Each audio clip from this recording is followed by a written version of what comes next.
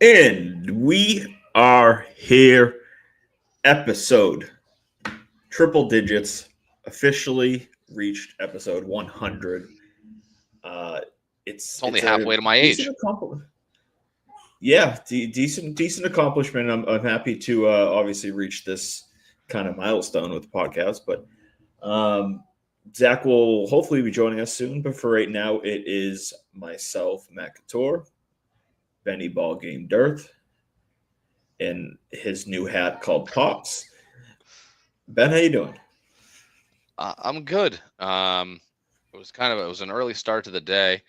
Uh, Kind of zombie like today, but I'm excited.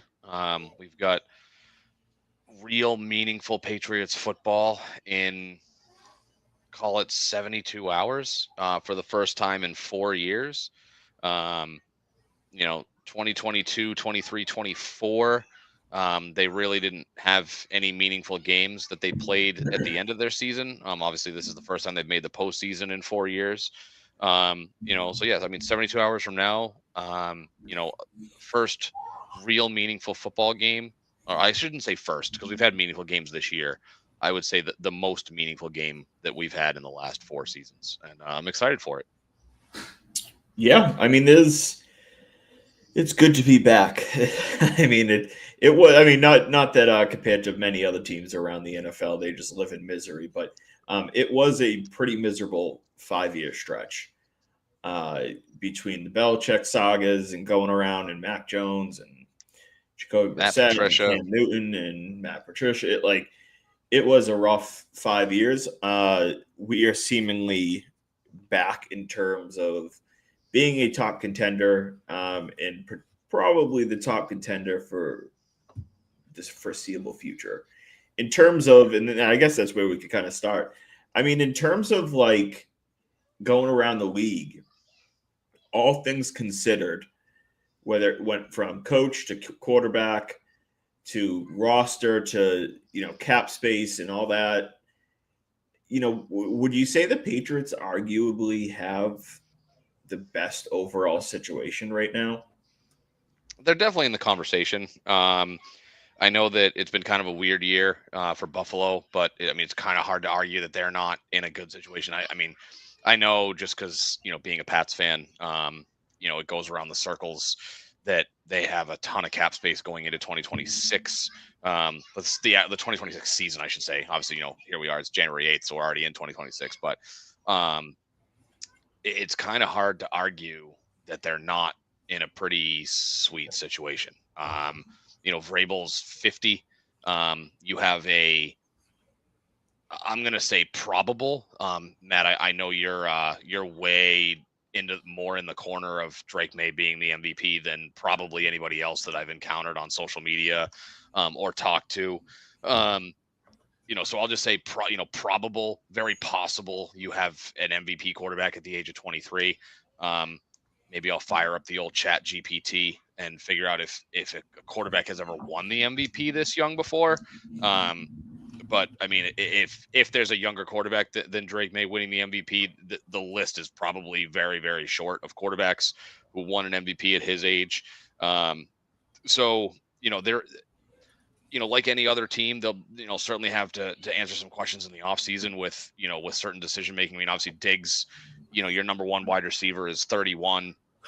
And I understand that he did get slow walked early in the season, but you know, he eclipsed 1,000 yards, which isn't really what it used to be in the NFL. 1,000 yards and 4 to 6 touchdowns isn't really that elite anymore. The elite guys are getting 12, 13, 1,400 yards and they're approaching 10 Especially digit in 17 touchdowns. game seasons. Exactly. And so, but even nitpicking and being like, oh, like, well, what do they do at wide receiver? It's like, well, and again, I haven't really, dived into the free agent situation coming up in the new league year, but I mean, it's really hard to argue that, you know, other teams have a much better situation than the Patriots. You know, Again, like Buffalo's still there. Denver obviously has the coach and the young up and coming quarterback. I like our quarterback better. That's not a homer stance. You know, I think that Bo Nix kind of plateaued. Like he played so many games in college that like I'm not really sure if he has another level in him. Who knows? But there's a very short list of teams who I think are really in an advantageous situation with, a good coach that's offensive minded, with the money that they're going to have moving forward, and a young, cheap guy. They don't have to worry about paying for a while. That'll be the day when we start having conversations on this podcast 4 years from now, when it comes time to figure out how many dollar signs are going to be attached to the Drake May extension. I mean, they're in the next they're off season. Well, they can extend him starting next year, but I don't know if they're I mean, and I'm sorry, I'm sorry, I didn't mean 4 years. No, I meant in his fourth season. Because if I had to guess, I mean, and it's really hard because it's a different operation now. If this was still Belichick, Drake May wouldn't sniff an extension until 2028, 2029. I don't know if my math is right on that, because Bill would basically exercise his 5th-year option and then punt on the extension for another year. Who knows with this current regime? We'll see. But yeah, I mean, it's really hard to feel like there's many teams, if any, that are in a better situation than the Patriots are right now. No, and that's looking around the league. Even the thing is, like, he is the best young quarterback out there, and by young, I mean 25 and under. There's obviously still the elites of Patrick Mahomes. Yeah, Patrick Mahomes is going to be 30 this year or next year or something like that. I forget his exact age. Like, and he's getting into him specific, and he's going to be coming off an ACL surgery. Yeah, like, and not that 30 is old for a quarterback, but like you're getting into your 30s. Like it's not. It doesn't get easier for the average quarterback in your 30s, unless you're Tom Brady. And then you got a head coach in Kansas City that Mahomes turned 30 in September, for the record, so he'll be 31 early next year. Yeah, so Andy Reid is in his late 60s, mid to late 60s or something like that, and so he could have 1 or 2 more years max. Same thing like Josh Allen. Sean McDermott's I think an okay coach. He might even get fired if they lose this weekend. There's a lot of whispers that could be a situation to watch. And then Josh Allen, same thing. Like he's 30 years old now. Like, so it's tough to look really anywhere and say that there's a better situation than the current situation with the Patriots. This is me closing the window. Yeah. And I mean, speaking of the extension talk, like I was actually thinking about this the other day. I meant to post it, but I didn't. I would go to him in, next offseason. And I mean, I would do like a Mahomes type deal. Like I really would. But at minimum, like I would offer him 5 years, $300 million, $60 million a year. So I think you have to go higher than that. And the only reason I say that is because Dak Prescott makes 60 a year. So you'd have to yeah, it's less total dollars. So like Josh Allen in terms of total dollars, I'm sorry, Patrick Mahomes in terms of total dollars makes the most, but it was a 10-year, $450 million contract. So yes, raw dollars. However, Patrick Mahomes is like the 13th highest paid quarterback this year based on an All right, so I'll give him an 8-year, $480 million deal. Yeah, you'd have to go. I mean, let's just say you'd say 8 years. That's still $60 million a year. Yeah. So I mean, he would. I mean, and it's really hard. You know what I mean? But you get what I'm saying. Like I would give him really anything he wants. Yeah. Obviously within a semi reason. And I mean, who knows? Like, he kind of feels like a guy that would maybe not push to be like the top guy. It's tough to predict because they kind of have they kind of have like an obligation to be that guy. Well, I mean, and Felger and Maz talked about this yesterday, the day before, where it's like, and of course, like they're a little bit more doom and gloom. Not doom and gloom, but they're a little bit more negative in that respect. But, their opinion was there's nothing that gives off the impression that Drake May would take quote unquote less than market value to spend the money elsewhere. And obviously, so No, in this, but I don't think at the same time, I don't think that there's anything that said like he's not a diva, like, you know, just to compare and contrast guys from the same draft class. Like if you were to pick, like if you were going to say which quarterback would be more likely to take a team friendly deal versus what guy just wants the bag, Drake May or Caleb Williams. Caleb Williams screams to me like, just give me the friggin' money.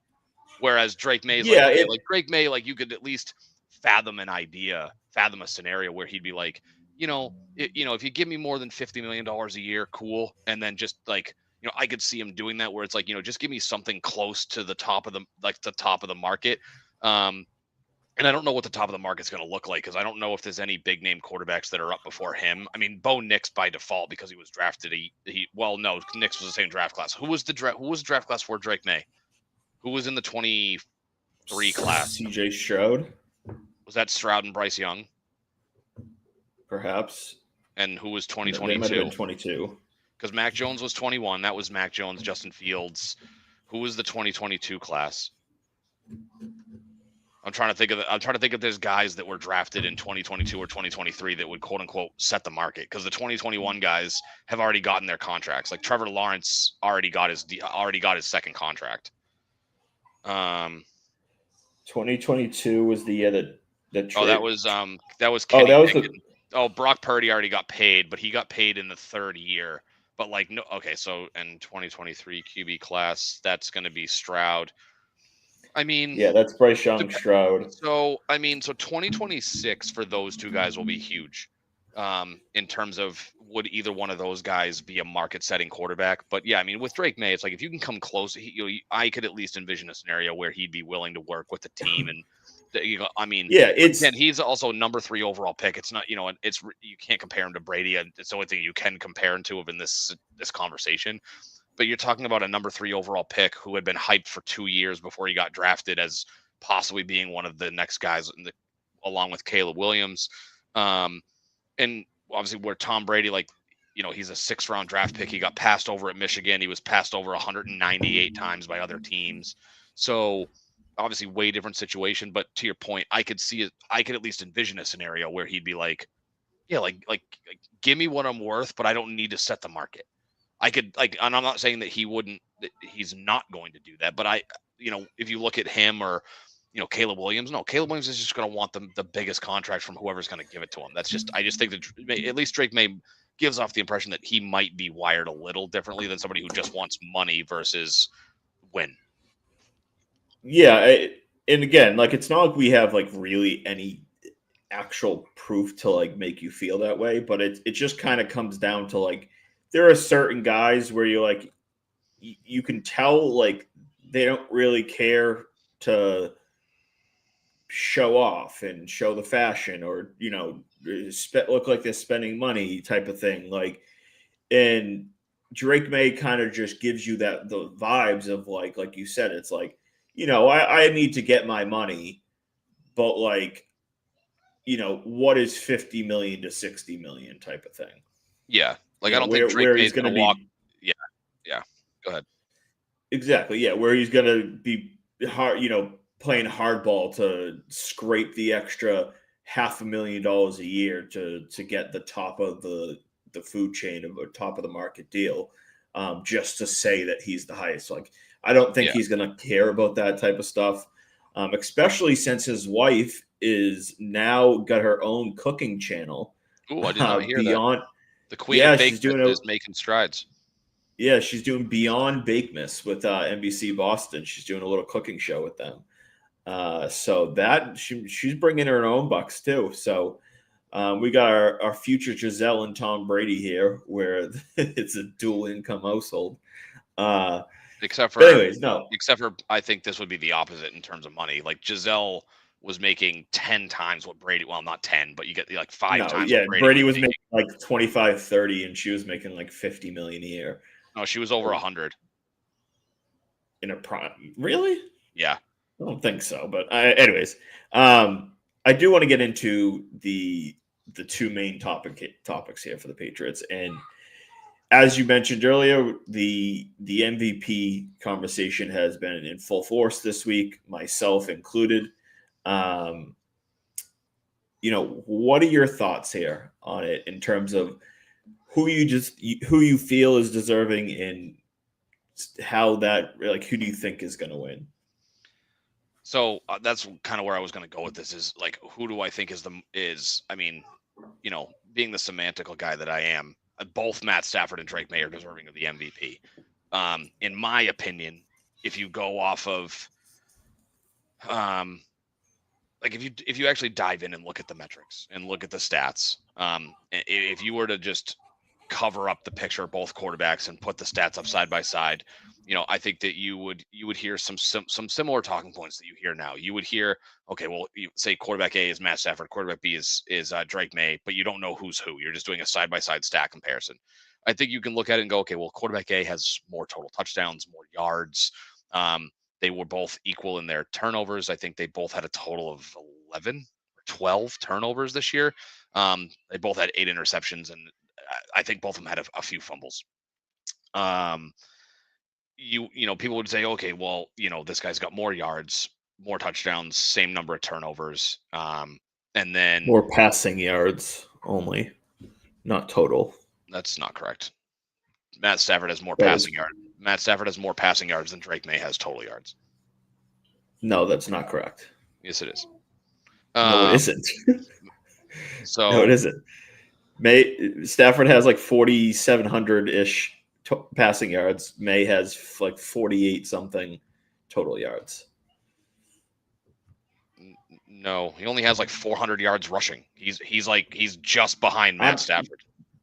You think I've been having these conversations for the last 5 days on Twitter, and I don't know the total yards. Mays had like 4,300 or 4,400, something like that, passing yards. He had 450 rushing yards. His total yardage is in the 4,800s. It's above Stafford. So 4,394 passing. Plus 450 rushing. 4,394, 450.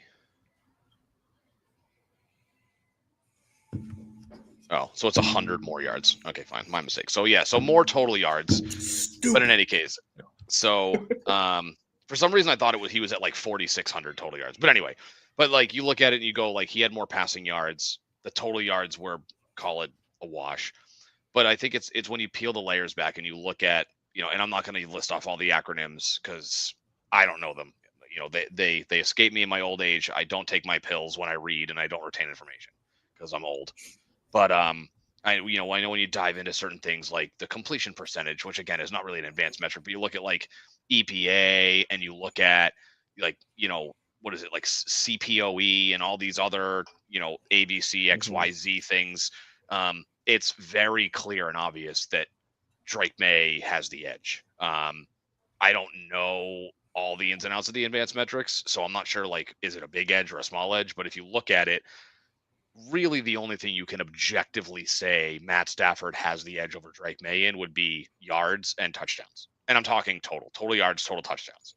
I'm sorry, not total yards. It's passing yards. It's passing yards and total touchdowns, because I don't even think with his 12 rushing yards, I don't think Matt Stafford passes Drake May in total yards. But that's the objective. 12? I thought it was -2. Oh, I don't know what it is. I just know. I want to say he has -2 rushing yards. That sounds about right. Like -1. Because he doesn't run, and I'm sure, and he's had a handful of kneel downs. But digressing, it's objective to say that Stafford had more passing yards and more touchdowns. That's obvious. But beyond that, there's really no argument to be made from a statistical standpoint that Matt Stafford was better than Drake May. And then you can go into more of the intangible stuff. Who is in a better situation? I would say, the coach might be a little bit of a wash, although McVay is way more established and has had more success than Vrabel has. But I think that they're both roughly in the same tier of quality of coach, in my opinion. McVay definitely has the edge because McVay's been to 2 Super Bowls. He has a ring, and he's like half of Vrabel's age. It's not that bad, but it's close. But so Stafford has an edge in the coaching a little bit, but it's glaring that he has better weapons to throw the ball to. I would argue he probably has, like, I would say that in the running back room, I think the Patriots running back room is deeper, but Kyren Williams is the best running back on the field if those two teams are playing off against each other, in my opinion.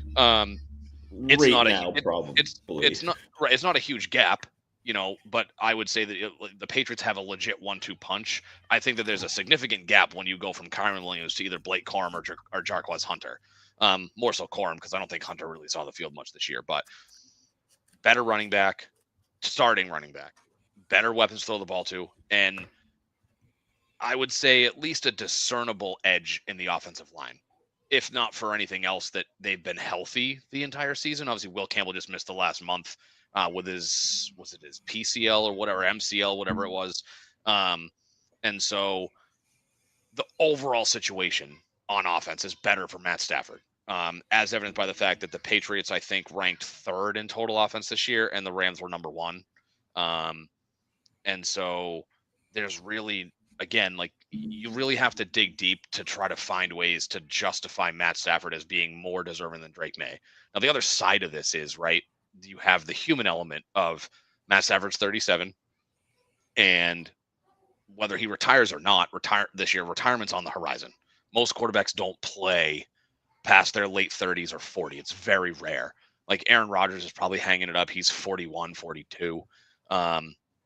Brady, obviously, being one of the lone exceptions. I think guys like Jim Plunkett played till he was 46, but that was back when quarterbacks weren't taking hits. It was just they handed the ball off 3 times, so their careers lasted longer. So Matt Stafford's, retirement's on the horizon. Like, would I be incredibly shocked? Say the Rams go win the Super Bowl this year, and Matt Stafford a week later goes, "Thanks for a great career. I'm riding out in the sunset." I don't blame the guy. 37 years old, 2 rings, future Hall of Famer, set for life with money, smoke show of a wife, like, awesome family, lives out in LA. Like, it's really hard to complain at that point. But yeah, he's staring at retirement. It's on the horizon. So there's a human element with the voters of, like, okay, well, Drake May's 23, Matt Stafford's 37. There are people who are going to look at it and go, well, Drake May has the next 15 years to win an MVP. Matt Stafford may not have 2.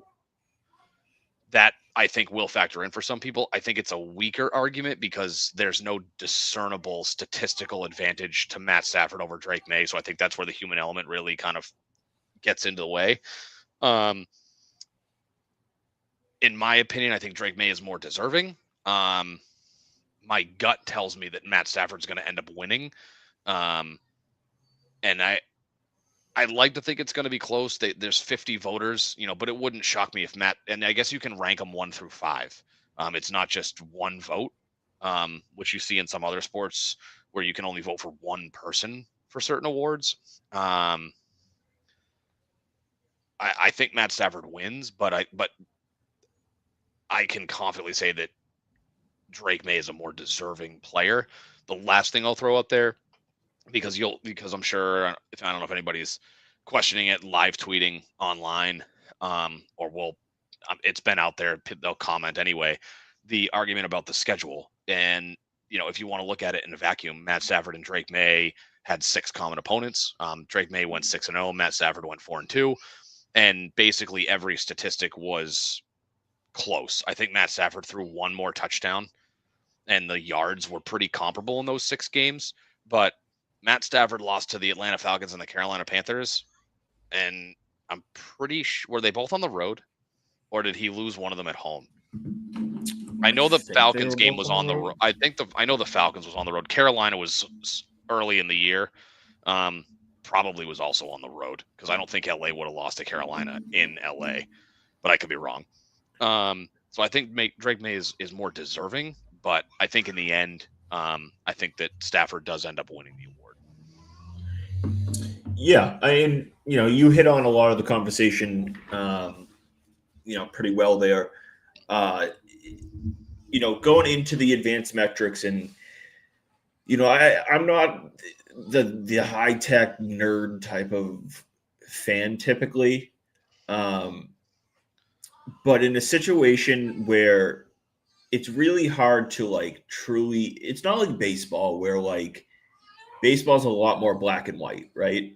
It's more Yeah. like find typically you know, the MVP is the guy who has the best stats. And that's just what baseball MVP has turned into. It's the best stats on it. And you look at it like Aaron Judge won the MVP last year, and he overall was a better hitter and was on a team that didn't win the division, because that was a lot of the arguments you were hearing about Cal Raleigh. Cal Raleigh was, he was had a record setting year, and plays arguably the hardest defensive position, and he helped his team win a division championship, but Aaron Judge still won.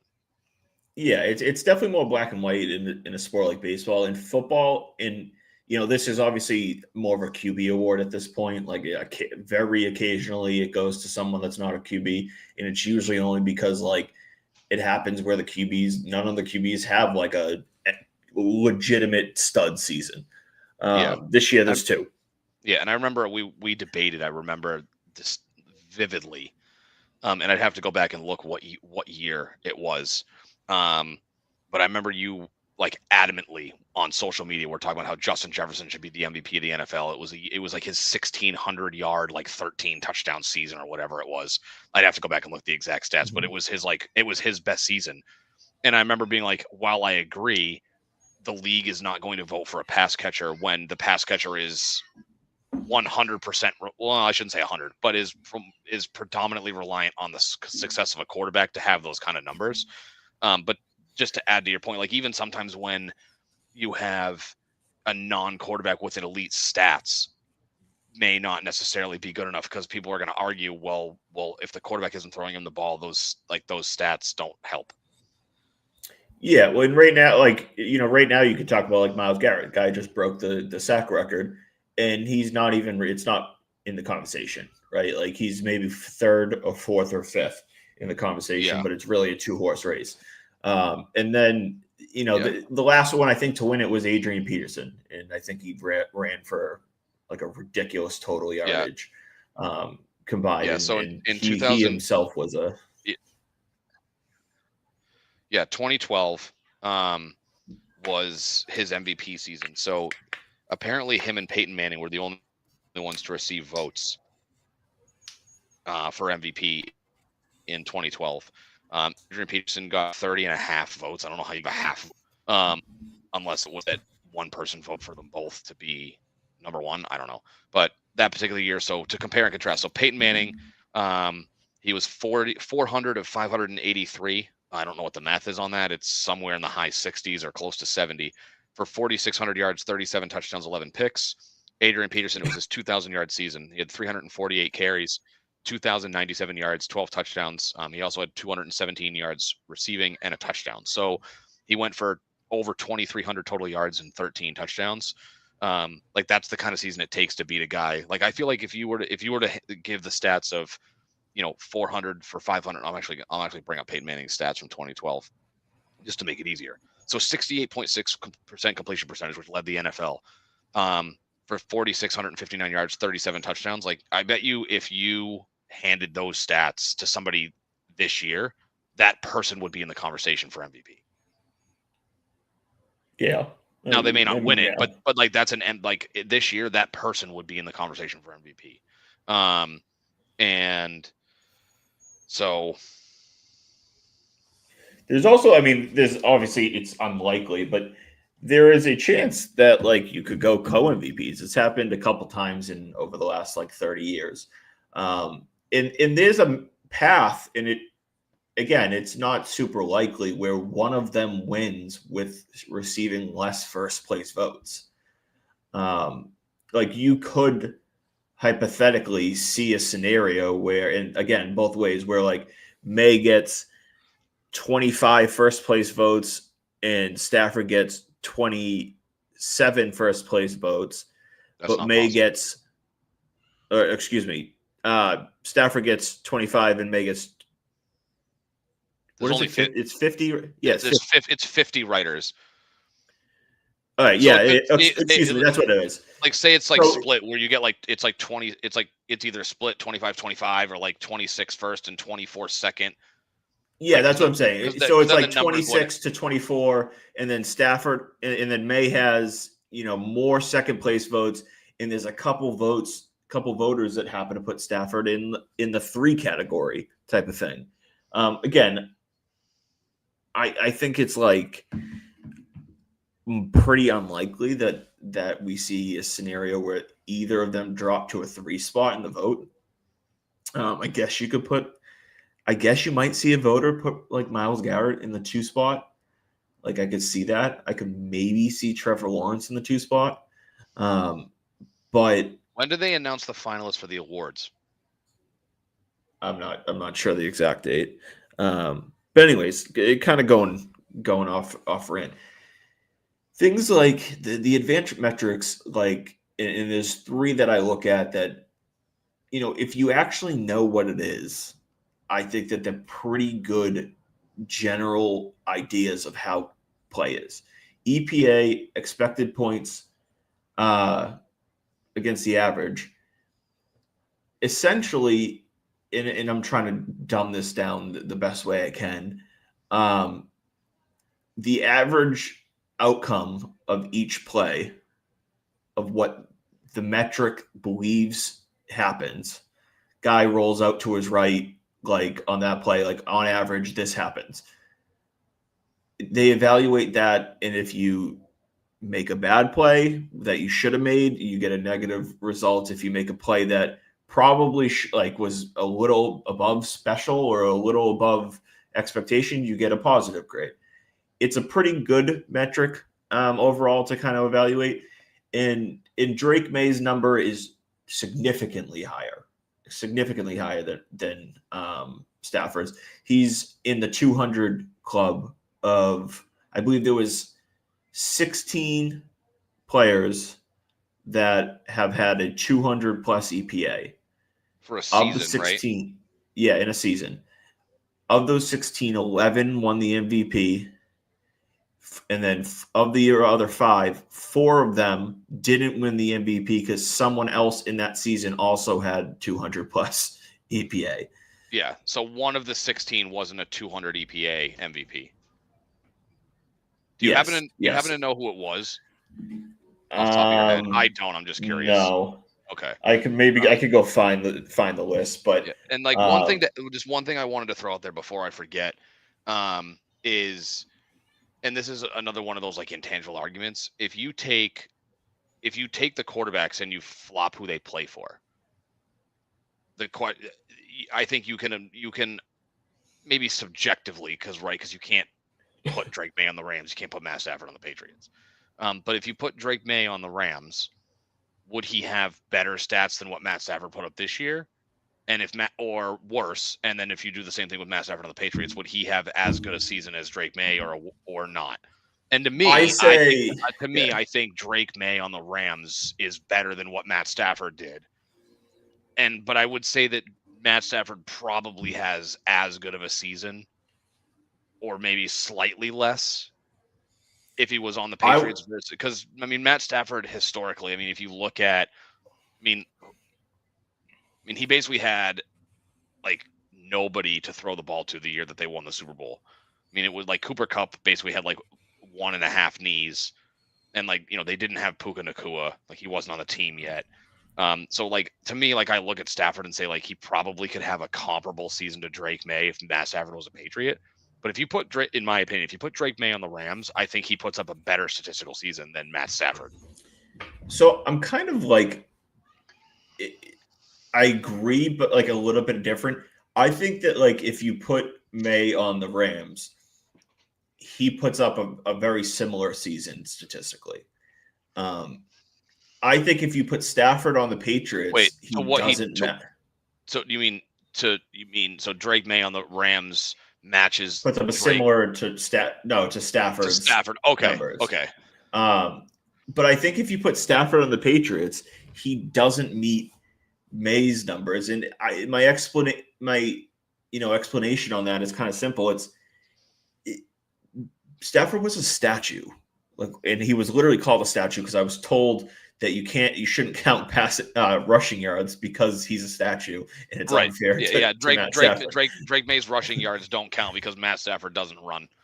Yeah, I think in this scenario, part of the reason, and not going a little bit off of the conversation, Matt Collins, Kayshon Boutte, and Stephon Diggs all had completion catch percentages that were I think it was about 8 to 9% for Hollins, about 10% for Boutte, and about 13% for Diggs. Diggs led the league in catch percentage, and it was about 13% higher than his career average. When you look at that, and are you talking about like it's strictly like catches related to targets? Yes. What percentage of their targets did they receive? Yep. Okay. And all three of them saw a significant increase in catch percentage this year. From now, obviously Boutte hasn't played that long, but like Matt Collins, I think it's about 9% higher than anything else he saw. Kayshon Diggs sits around 70% career average. It's 83% this year with with May. So you kind of look at that and you say, like, that is 100% a May thing. You can't tell me it's the wide receiver if it's something that's happening across the board to all the wide receivers. Matt Collins didn't wake up this year and decide to become a star receiver. No. Like, another thing I was told, that Matt Collins was hitting his peak at 32 years old. Like what are we doing here? Yeah. And I'll be the first one to say that I gotta eat it a little bit because I wasn't really enthralled by the Matt Collins signing. No, he's been certainly better than what I expected him to be. He's been a pretty really rock solid piece for them. But the reality is he's decent. He's decent. And he's a guy that you could argue that he had his second best career season as a New England. I would say arguably his best season. Like and here's the reason why I say it wasn't. In 2022, he caught 57 balls for almost 700 yards and 4 touchdowns with the Raiders. I would argue that that's a better season than this year, just because he had more catches, more yards, more touchdowns. Like, he literally had better statistics in that season he had all year. But granted, he only played one season in Buffalo, but like he had a better year this year than last year. And last year he was catching passes from the NFL's MVP, who last year and I mean, he wasn't deserving in my opinion, but that's a story for this is kind of a not jackass way to put it, but like just that comment alone from a Rams fan is everything you need to know in saying Drake May is the MVP. The fact that someone came out and said that Matt Collins was peaking as a receiver at 32 years old tells you clearly it's Drake May that's responsible for it. And again, it's across the board. It's not like, Diggs changed something dramatically about his game or Boutte changed. Like, all three of them saw it. And that goes into the COPE, which is catch percentage over expectation. That basically takes, and it's not 100% a QB stat because it is the wide receiver is going to catch it too. But that takes the average play. They have the analytics to say that this was a 50%. It's kind of like a home run. Like, you know what I mean? This had a 50% chance of going out. Or when they do like ESPN Sunday baseball and it's like strikeout probability, like I think Apple TV does it actually, when it's like a 1-2 count versus a 2-2 count, all that type of thing. And the fact that his number is so notably higher, and we can pull this up. I just posted about it the other day. I mean, today. Where is it? This is a map from Cut Call, and they put EPA per play and then CPOE, like I mentioned, catch percentage over expectation. And they did a map, and I'll retweet it now for anybody that wants to listen to it. But I mean, to look at it. But May is the furthest right. He is, I don't know if I can put it up. He is all the way over here. There is no one near him on catch percentage over expectation. No one even close. he was nearly 10% above catch percentage over expectation. So when you look at that again, it's telling you that he is the direct link to the responsibility of raising this offense. You can't look at those numbers, EPA, CPOE, and then there's also QBERT, which isn't a super common thing, but Nate Silver came out with it. It's a pretty dynamic, and it accounts for like everything that he was also the lead of. You can't look at those things and say, when you look at what the award is, and you mentioned baseball, it's just kind of like a stats award, right? Football, you go back and forth. Like, is it a stat award? Is it a true who is the most valuable? You can't look at this situation and argue that it's not May. Those numbers tell you that it is him. You can't have three different receivers who all have the highest efficiency year possible. You can't have a CPOE that has never been touched about an MVP over the last 15 years by a mile. You can't have a situation where everything around you is above expectation and have it not be the QB. That doesn't make any sense. So when you talk about the word valuable, I think the answer is pretty dang clear that it's him. Going into the strength of schedule conversation, and I won't go too deep into this, but first of all, yes, they had a very easy schedule, and there's no denying that they had an easy schedule, especially compared to May. But there's two conversations with that. One, this is the NFL. They're not playing in D3, right? They're not playing D3 teams as Alabama. That's just not even close to the situation. I got to plug in my laptop. Apparently, I don't have it plugged in, but I'm still listening. It's all right.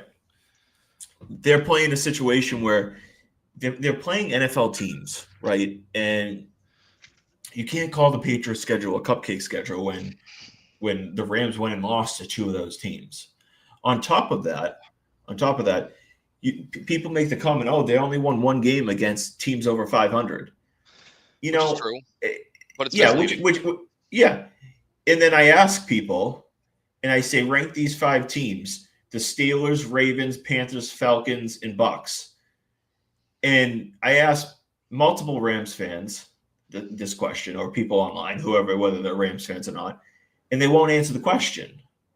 Yeah, I think though, to your point though, and I hope I'm not stealing your thunder by pivoting a little bit, but to that argument, and you've made this argument, other people have made this argument as well.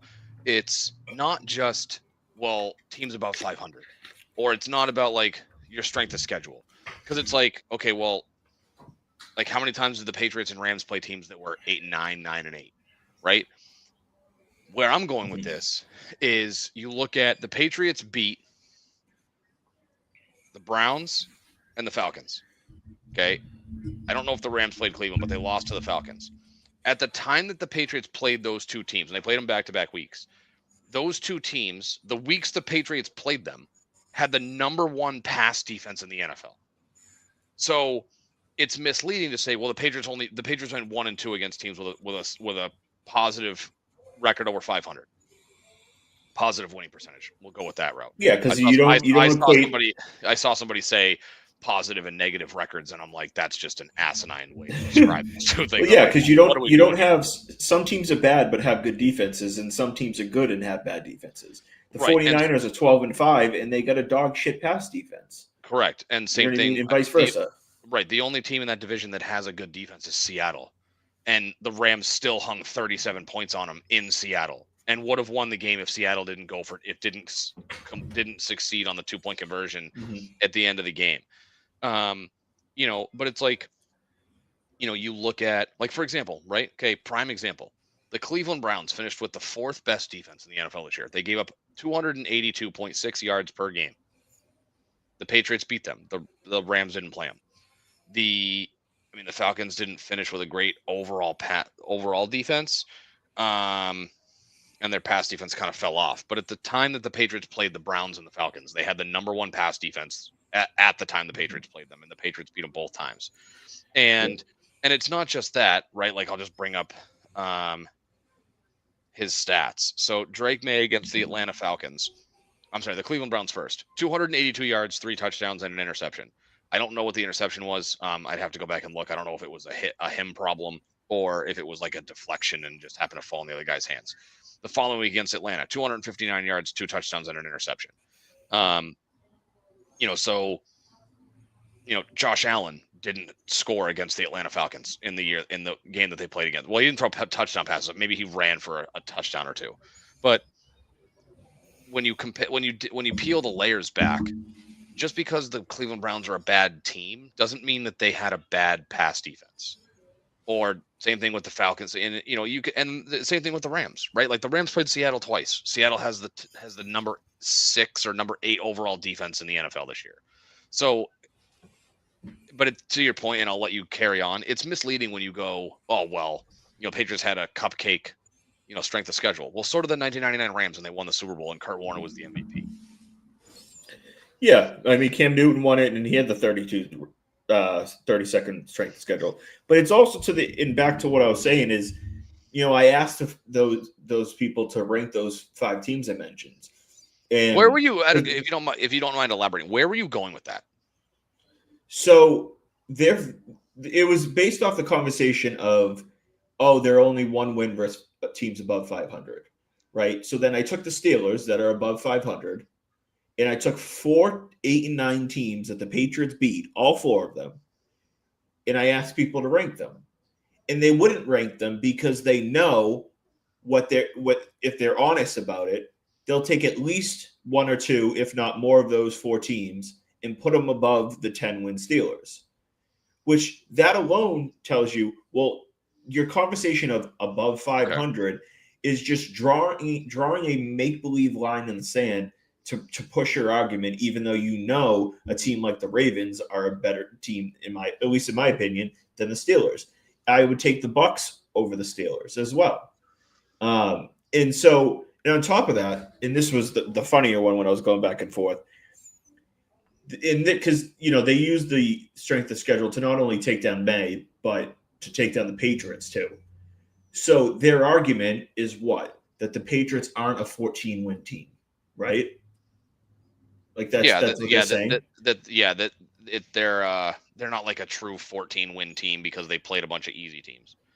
So, if you're going to use strength of schedule that is records in your argument, and use it to say that a team's record is not accurate to the actual quality of team that they are, how are you then going to argue that other teams' records are all matched up to the team that they are?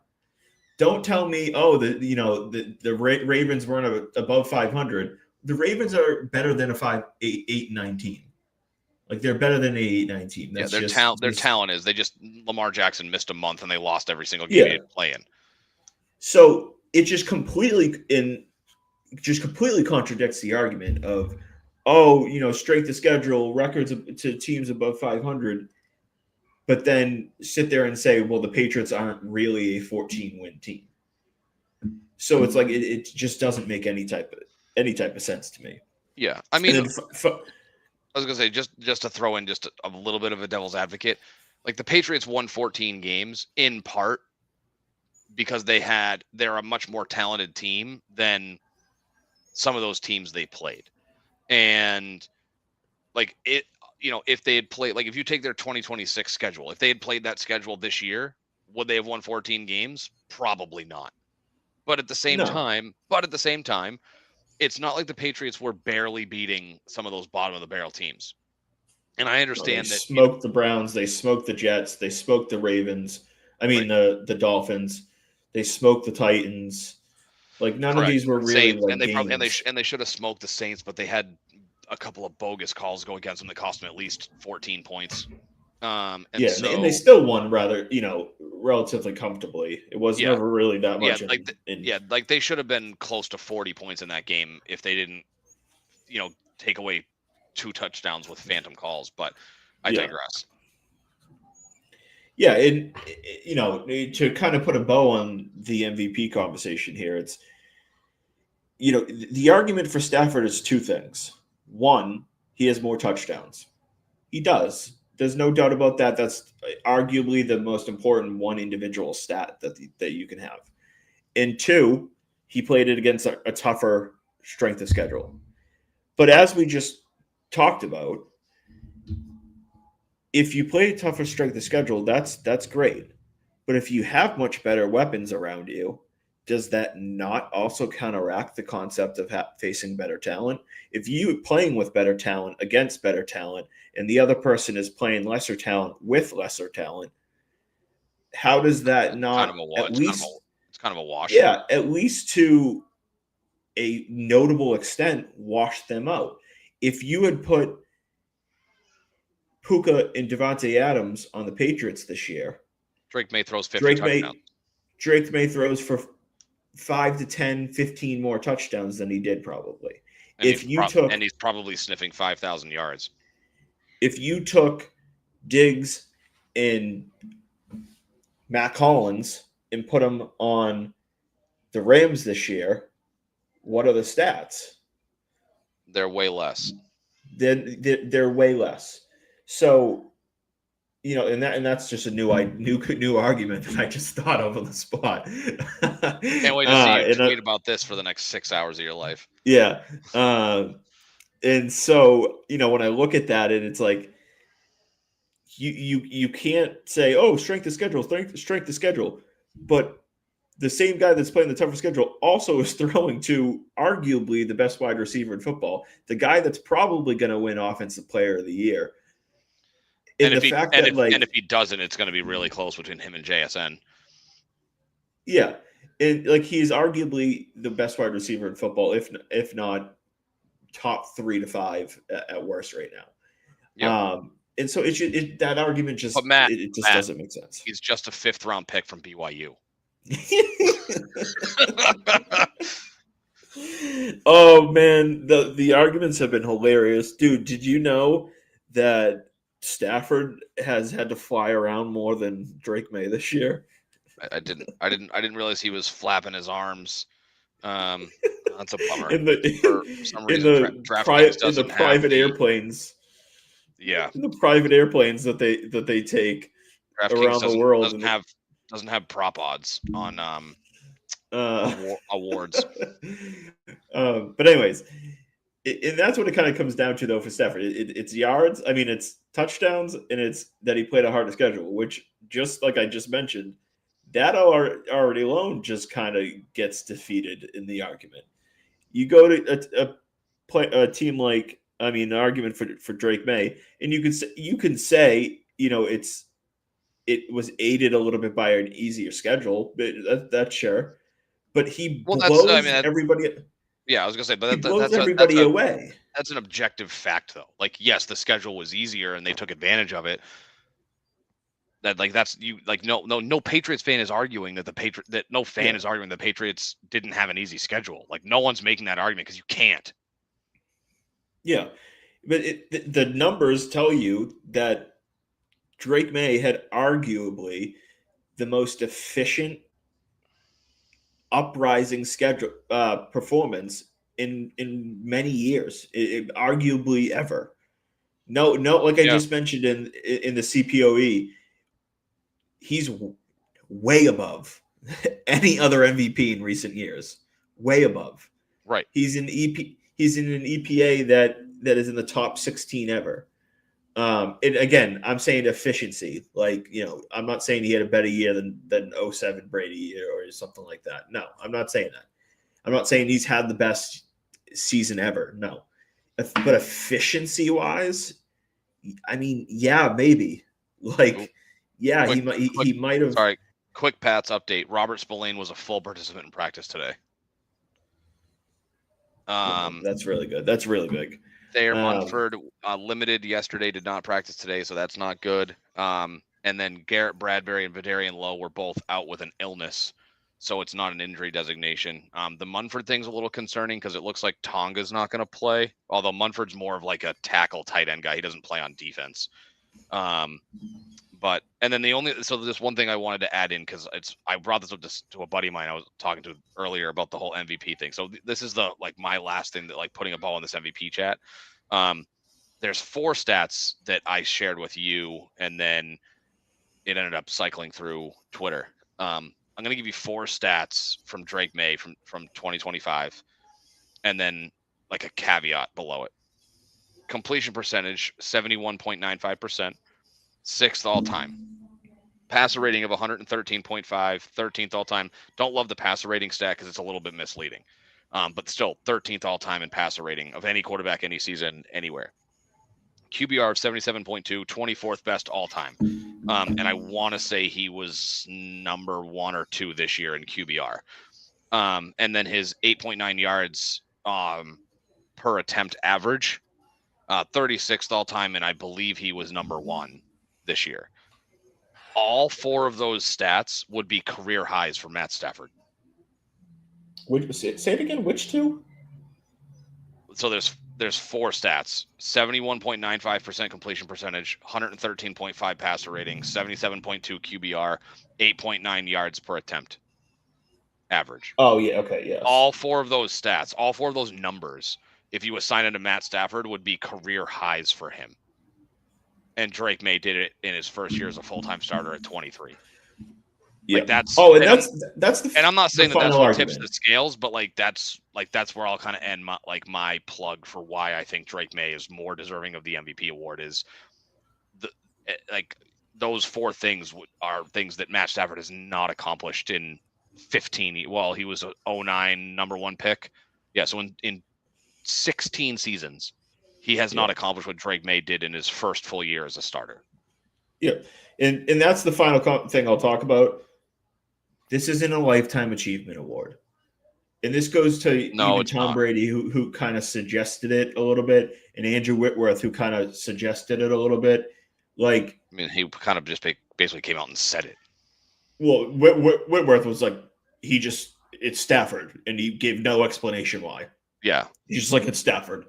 But anyways, you can't come out and say, "Oh, well, May has many more years to win an MVP."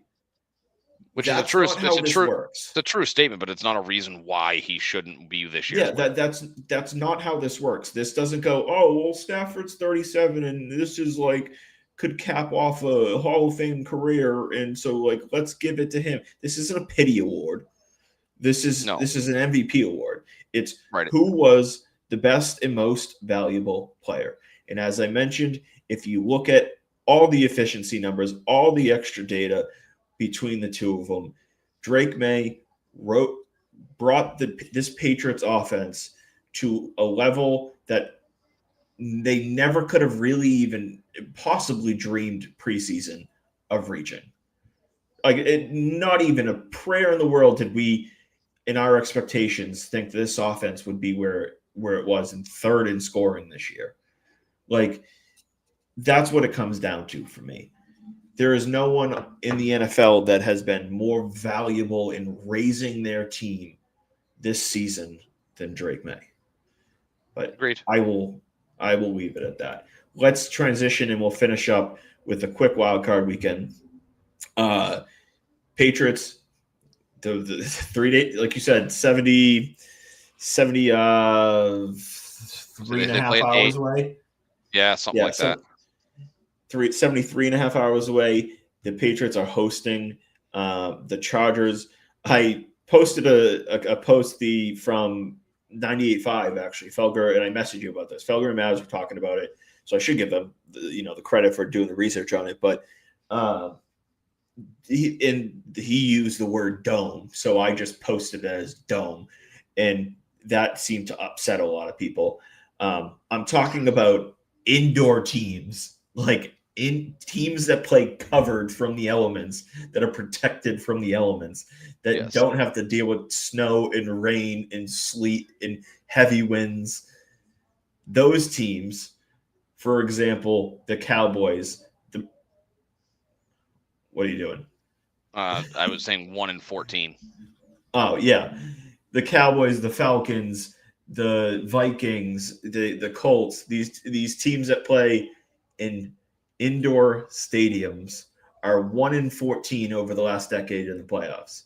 I'm not sure who the one win was. I did try to look just in recent years, and yeah, the numbers kind of what I quickly looked at for the few years back, like they kept losing. The dome team going to an away stadium kept losing.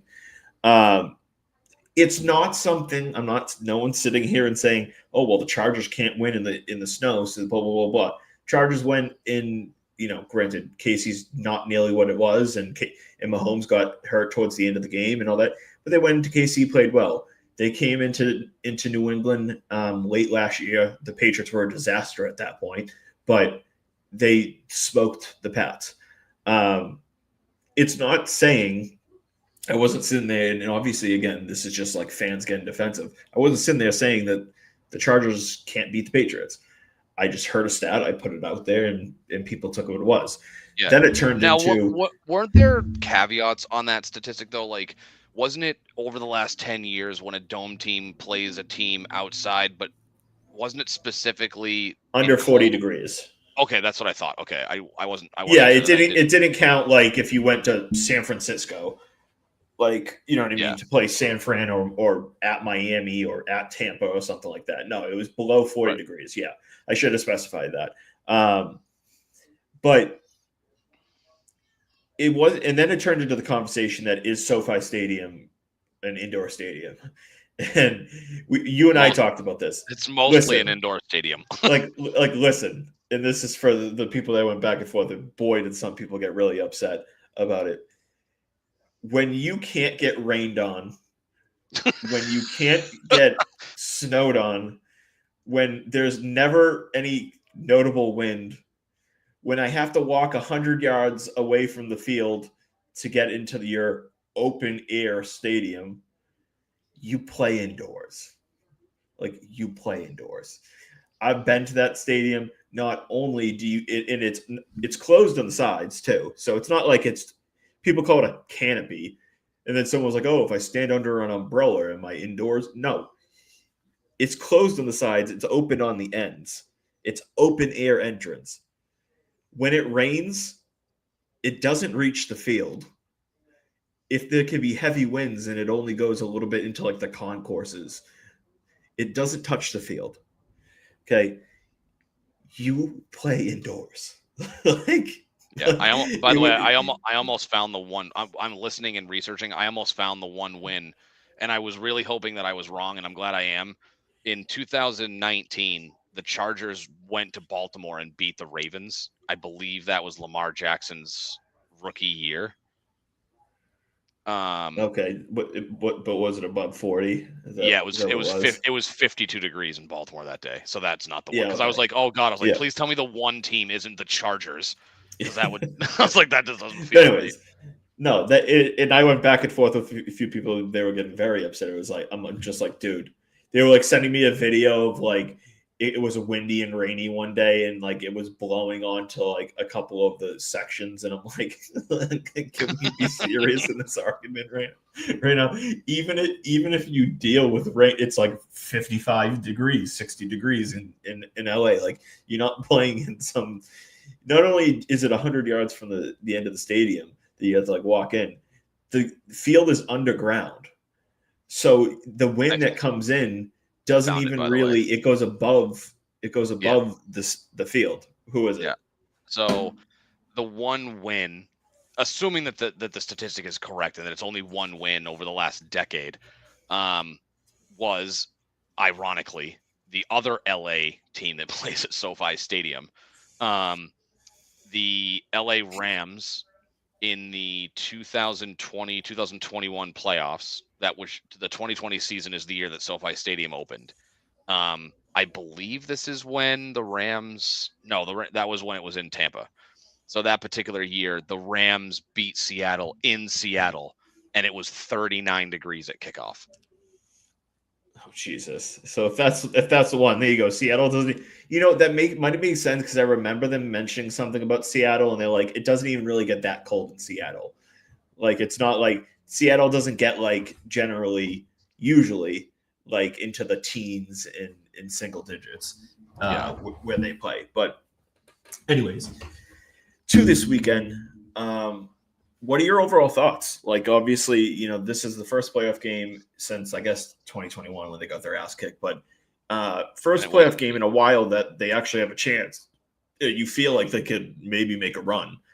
Where's your confidence level, and how do you think things are going to play out? So I'm cautiously optimistic. I realize the Patriots lost all 3 of their games this year at Gillette. 2 of them came early in the season when the Patriots really hadn't found their identity yet. Obviously looking back, it's like, they came out really flat against Vegas in week 1.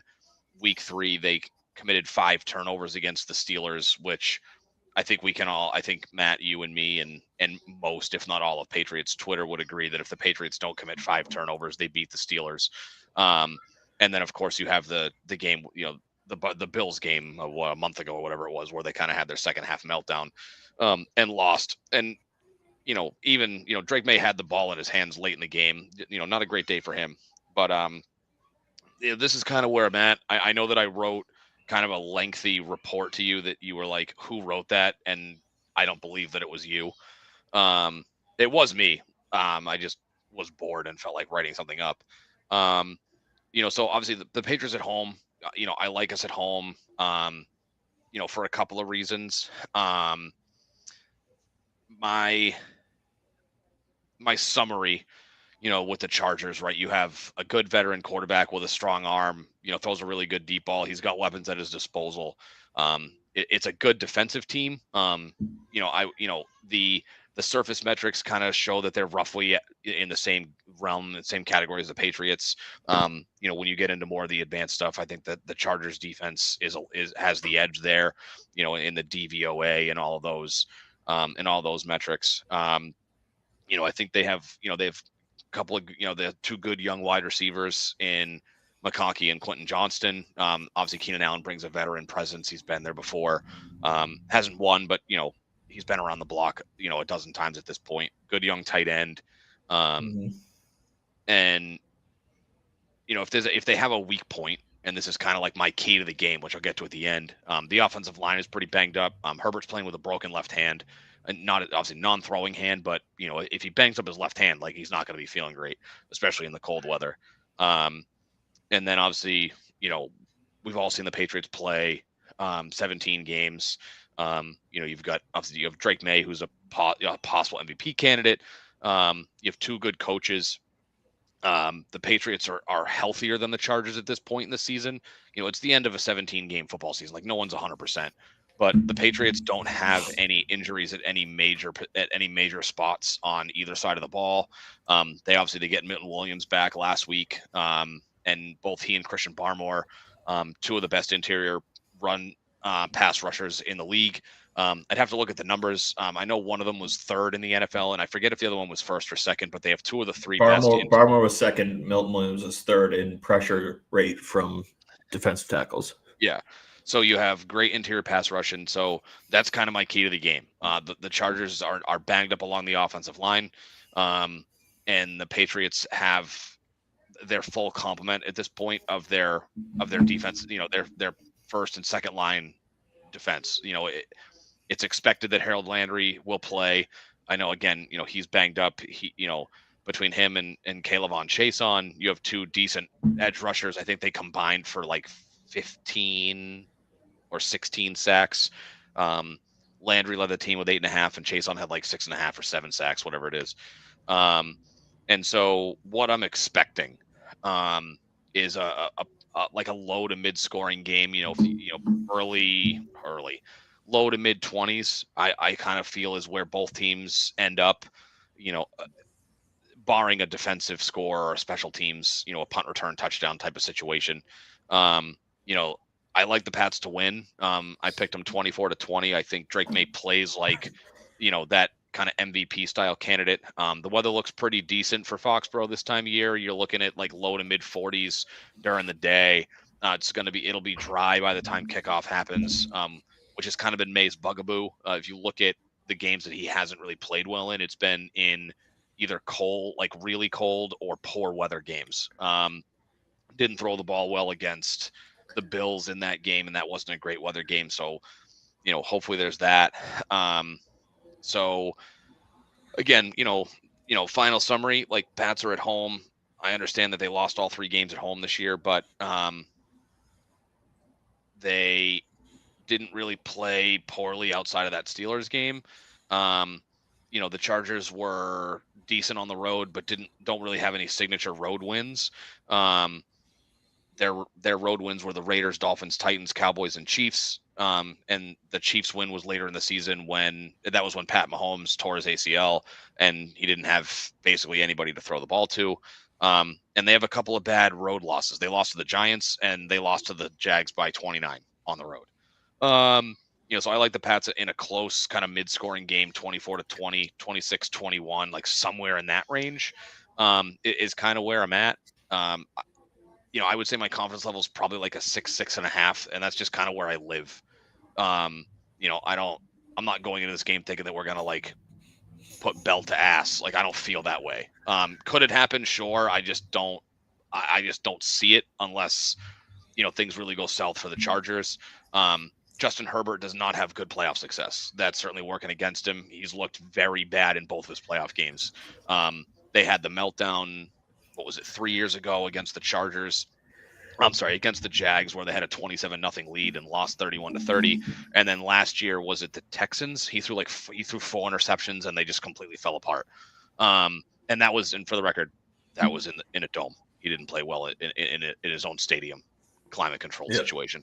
Granted, the Texans defense is legit, but I like the Pats in a low scoring game. Like I said, low to mid scoring game, probably 1 score. Again, something like a 24-20. Okay. Yeah. I mean, I'm not terribly far off. There's 3 keys to this for me.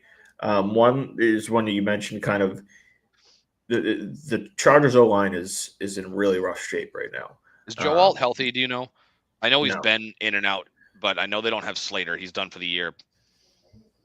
No, their O-line right now is arguably the worst due to injuries, and that plays a factor where, the Patriots don't have an elite edge rushers, but Harold Landry and Chase on need to come out and play good games. And then Barmore and Milton Williams need to come out and play like they play. If they do, Mekhi Becton has been awful at right guard. Awful. And his replacement, if he gets benched, I forget what his name isn't really any better. Might as well be their ability to create pressure is going to be very, very big. And obviously stopping the run, we think Hampton will end up playing, even though he missed practice yesterday. He missed practice again today. He did not practice. So Hampton did not, though I just brought it up. So real quick, I know you're going over your thing. So the Chargers had 4 players that who did not practice today, which is a little different than yesterday. So yesterday they didn't have Keenan Allen, Austin DeSulis, who's one of their offensive tackles. They didn't have Bud Dupree. They didn't have Omarion Hampton, Keandre Lambert-Smith, Delshon Phillips, or Kendall Williamson. Williamson, Lambert-Smith, Hampton, and Dupree again did not practice today. Those other guys who didn't practice yesterday. Keenan Allen was a full participant. He's just, like I said, he's the veteran guy. I think it's a rest thing. Dupree has a hamstring, so if he's not practicing today with a hamstring injury, that's not good for them. Omarion Hampton has an ankle issue, so if he's not practicing 2 weeks in a row, that's not good for him either. I suspect that they'll shoot him up with something and try to get him to go. It's the playoffs. Like, you can't have one of your better players and possibly a top running back in this league moving forward. But, that's kind of big where Hampton did not practice again today. So go on. Yeah, I mean, so if Hampton doesn't go, obviously it's a little bit of a hit, but their ability to obviously slow down the run as well, the defensive line is going to kind of be the biggest factor because, LA's got a good receiving core. I expect, the Patriots got a decent secondary right now. Maybe you could call it solid, but it's not like dominant type of secondary by any means. No. So, they're gonna Gonzalez, it's a little sketchy. Yeah, they're not going to be a team that's going to shut you down in the secondary, but if you can create pressure and slow down the run and make Justin Herbert truly beat you, Like you'll put yourself in a good spot, regardless, of your thoughts on Justin Herbert. It just makes it that much more difficult. Right. And then two, it's if you protect Drake May, I think it's going to be Yeah. very difficult for them to lose. Chargers play a lot. Chargers don't blitz a lot, and they play a lot of too high safety. So that tells you two things. One, if you protect to the way you could protect, you shouldn't give up a lot of pressures. And two, they're going to try to take away the deep ball. That says Stephon Diggs game. That says Matt Collins game in the intermediate. Pop Douglas, maybe a little bit of Kyle Williams in some facets. Matt Collins is on IR. He's not. Oh yeah, excuse me. Efton Chisholm, excuse me. I don't know where he'll get his snaps, but he seems to be playing a little bit like instead of Pop Douglas. So, and then obviously the way the Pats use their running backs out of the backfield are very big things. I mean, we saw the touchdown pass to Stevenson this past week against the Jets. If they're able to protect Mac Jones, oh God. If they're able to protect Drake May, did you even pick up on that? I mean, when you said it, I was like, oh yeah, there's your Freudian slip. Yeah. If they're able to protect Drake May, I don't see, the Chargers being able to slow down this offense. Because I think that Drake May can beat them in the short game, in the long game. And the Patriots run game is on the rise at a great time. At a great time. Henderson and Stevenson are both playing really good football. And just aside, props to Stevenson. I will give him all the props in the world. I was very hard on him going into the season, and then early with the fumbles. But he's come around. He's playing good football right now. So if they can, and that's the third thing, if they can establish the run, combine that with protecting Drake May, I just don't see where they'll keep the Patriots under like 26, 27 points. Now, the Chargers are playing good defense right now. They got a really good defense right now. So, if they're going to throw the kitchen sink at May, they're going to show a lot of different looks at him, and they're going to try to confuse him. It's not a perfect picture. I think we both can sit here and say, like, would we be shocked if the Chargers came in and won? No. I mean, like, the Chargers are a good football team, and no matter what we feel about the Patriots, like, we know that they're unproven at this moment in terms of playoffs, accomplishments. So while we both feel confident that they'll win, it's a cautious optimism. And so that's kind of where I'll kind of keep it at that. Score-wise, I'm feeling something. I'm feeling about 29-21 type of thing, 29-23 maybe, something in that range, maybe 30-21, something like that. Well, in playoffs, something usually weird happens. That's true. Whether it's like... you get like a weird... Yeah. I was just going to say, one thing I wanted to add. So I've been trying to Google while I was listening to you, and I don't quite understand where Pro Football Focus is getting these numbers from. But I'm pretty sure they ranked the teams in the playoffs based on sacks allowed. But again, I'm not exactly sure where this is coming from, because some people, this is on X, and some people said, oh, well, how have the Broncos only given up 6 sacks all season? Well, that's not correct, because it's just literally not correct. I think like Bo Nix, he was sacked way more than that. But anyway, so I'm pretty sure it's a ranking of like where they rank in terms of sacks allowed, like, 1 through 32. I'm pretty sure, but they only went as far down as the worst ranked team. So they basically have like 1 through 29. I don't know why they don't go to 32. So again, I'm not exactly sure what exactly this is, like how they're ranking these teams, but they have the Broncos as the best offensive line. And then with whatever this ranking is, 6th in the NFL. And then they have the Chargers O-line ranked 29th. So I don't know if this is like, it says sacks allowed, but I don't know if they're throwing in like their grading system. But they have the Chargers as the worst offensive line of any team in the playoffs in terms of sacks. I did find a list that has, according to NFLPickWatch.com, the Broncos gave up 23 sacks this year, whereas the Chargers gave up 60, which like that number makes sense because they're tied for 29th in sacks allowed, with the Jets and the Vikings. But some of these other numbers don't make sense. Like they have the Patriots at 48 sacks, which ranks 23rd, but Pro Football Focus has them at 13. So again, like I don't know what intern at Pro Football Focus was having trouble today, but it is true that the Denver Broncos have the best offensive line of any playoff team, and that the Chargers are the exact opposite. Only one team gave up more sacks than the Chargers, and it was the Las Vegas Raiders who gave up 64 sacks this year. So, which is why I had my number one key was the Pats defensive line able to get pressure on Justin Herbert. But I think the same is true. I think the Patriots offensive line has to hold up against a Chargers pass rush, which, I mean, you said they don't blitz a lot. They rank 9th in the NFL in sacks this year as a defense. So yeah, they got a good pass rush. They can get after the quarterback without sending a blitzer, which is why I think like having somebody like a Thayer Munford would be really important. Like hopefully he can play. He didn't practice today, but hopefully, he can play because he allows you to go jumbo. And so, if they can keep Drake May clean, I think that's kind of like a 1B to the Patriots being able to get after Herbert being a 1A key. And then just because I brought up the Chargers injury report, Pat's injury report from today, 4 guys did not practice. Bradbury and Lowe were both sick. Tonga with a foot. And it looks like he probably won't play because it's back-to-back do not practice days for him. Munford was limited yesterday, did not practice today with a knee injury. And then they had 4 guys limited: Alex Austin with a wrist, Booty with a hamstring, Landry was limited with a knee. Jared Wilson is still in concussion protocol, so there's some questions there.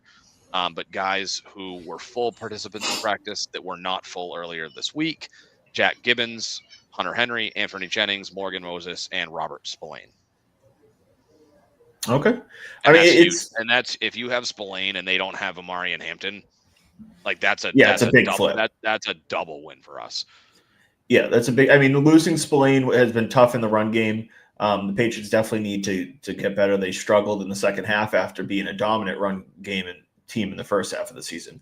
But this is going to be a dogfight, and you got 2 teams that like to play hard, like to play physical. Does coming and playing in New England a big factor? No, I don't think it's a huge factor, but you got a team coming from the West Coast all the way to the East Coast. You got a team coming in that plays indoors, and going in and play, and it's going to be, I mean, at least the weather I saw, I don't know exactly for game time, but it shows rain on Sunday. I don't know. It might stop during the day. I don't see rain anymore. It changed. It's supposed to rain Saturday night. Yeah, so the way on mine, it looks that like it's going to stop around like 5 or 6 p.m. Weird. Yeah, so weather.com, showers in the morning, clearing in the afternoon, high of 41, chance of rain 60%. So the high temperature of the day is 41, low is 25. So with an 8 o'clock start, I'm expecting the game to be somewhere in like the low to mid 30s at kickoff. Yeah, so this feels like temperature. Actual temperature, they project at 8 p.m. it to be 32 degrees with a feel like temperature of probably 26 degrees. 26 degrees. So, is that a bonus for the Patriots? Maybe not. It's not like Drake May has a ton of experience playing in the cold either. So we'll see. Obviously, it's an exciting weekend for the Pats. I know if the Patriots lose, I'll have plenty of people in my mentions. That's for sure. And that'll be funny. That'll be fun to handle. But because if May comes out and dominates the Chargers, I'm going to be absolutely insufferable. Especially if the Rams happen to lose, I would be mind-blowing insufferable for everybody. So, all right, any final thoughts? No, I think that quick roundtable. I would go just for picks for the weekend. Pats, Bills, Texans, Rams, Packers, Eagles. Okay. I like the Jags. I really do. They're playing really good football right now. I really like them to beat Buffalo. I got the Texans against Pittsburgh. And then on the East, what do we got? Eagles, Chicago. Is that correct? Eagles, 49ers. 49ers. Yeah, I'm gonna go. No, I'm gonna go. I'll go Eagles. I'll go Eagles. They got dysfunction, but I don't know if San Francisco. They're too hit or miss right now. Well, they're too injured. It looks like they're not going to have Trent Williams or Ricky Pearsall again this week. Yeah. And I mean, the Eagles defense I don't think is quite to the same caliber as Seattle, but they're not that far off, and it's in Philly. So then you get Rams, Carolina. I expect the Rams to win, but I mean, hey, they lost once there before. They're going across the country as well, so we'll see there. And then Chicago, Green Bay. That will be a dogfight. I would bet on Green Bay, just because I don't really trust the Bears. They got a dog shit defense. Another example of you could have a good record doesn't mean that you have a good defense. So when you're in an MVP award, it's not black and white like that. But and something to add real quick to your Rams situation, the Charlotte, North Carolina weather report for Saturday, 71 degrees, rain, and possible thunderstorms. Oh boy. All right, rain would be a fun mix into that. With 10 to 20 mile per hour winds. Chance of rain. Chance of rain. That's not 70. Huge, but that's chance not, of rain that's 70%. Chance of rain 70%. Okay. So for you betting people out there, maybe hammer the. It's all right. The Rams play outdoors. Maybe hammer the Panthers to cover the 10.5 point spread. The Rams play outdoors. They got all the experience in the rain anyways. So with that 2 mile per hour wind that creeps in from the one window open in the left corner of the end zone. Yeah. The guy that told me they play outdoors, you can see the sky. It's glass. It's a glass ceiling. It's like Sarah Palin, expert on Russian foreign policy, because she can see Russia from her house in Alaska. All right. That's gonna do it. Thank you guys, like we said, for 100 episodes. Hopefully we're back at 101 and there's a Patriots victory in another game to talk about. We will have hopefully Red Sox news where they finally signed someone.